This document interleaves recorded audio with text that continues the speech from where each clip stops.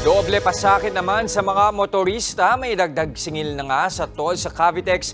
Magtutuloy-tuloy pa raw ang taas presyo sa petrolyo hanggang Oktubre. Nasa frontline ng balitang yan, si Gerard de la Peña.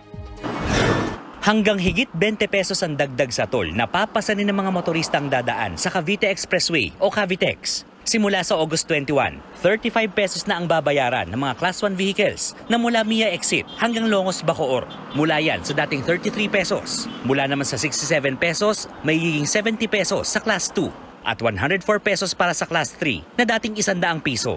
Kung sa Longos Bacoor hanggang Kawit naman, 73 pesos na ang toll para sa Class 1, 146 pesos sa Class 2 at 219 sa Class 3. Paliwanag ng Toll Regulatory Board, nasa kontrata ng Cavitex at Philippine Reclamation Authority na pwede silang magtaas ng toll kada 3 taon. 2017 pa raw nakabase ang petisyong dagdag singil sa Cavitex. Wala pa nga raw sa kwenta ang epekto ng inflation.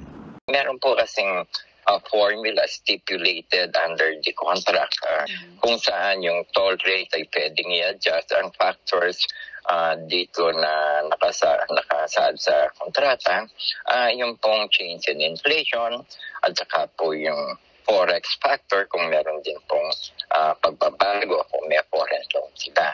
Pero wala pa man ang toll hike, umaaray na ang mga motorista.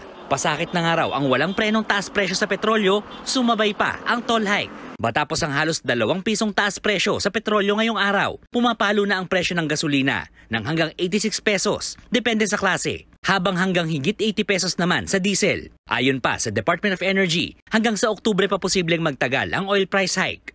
Napaka-volatile ng presyuhan kasi halos day-to-day may nangyayaring mga developments that affect the oil market. Generally, kapag second half of the year, talagang pataas yung presyo dahil tumataas ang demand. Nagbabalita mula sa Frontline, Gerard de la Peña, News 5. Mga kapatid, Ed Lingaw po, maging maalam at may pakialam sa mga napapanahong balita sa bansa. Para sa mas malalimang pagtalakay at pagtimay sa mga mahalagang issue at headlines, tumutok at mag-subscribe sa News 5 social media pages.